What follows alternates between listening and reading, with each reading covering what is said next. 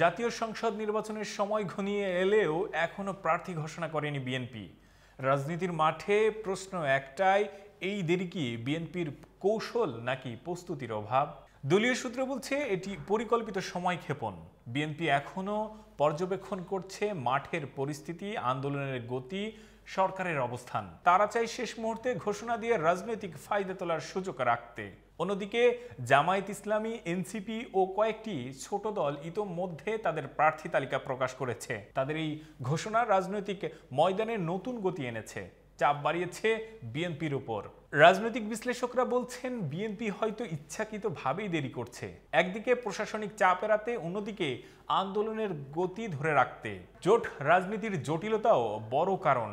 কোন আসনে জামাত, কোথায় অন্য দল, সবকিছুই এখনো চূড়ান্ত হয়নি। বিএনপির দলীয় মনোনয়ন দেরির এই কৌশল শেষ পর্যন্ত কতটা ফলপ্রসূ হবে তা নির্ভর করছে বিএনপির পরের পদক্ষেপ কতটা দৃঢ় হয়, আর তাদের রাজনীতি কোন পথে বাঁক নিবে সেটাই এখন সবচেয়ে বড় প্রশ্ন।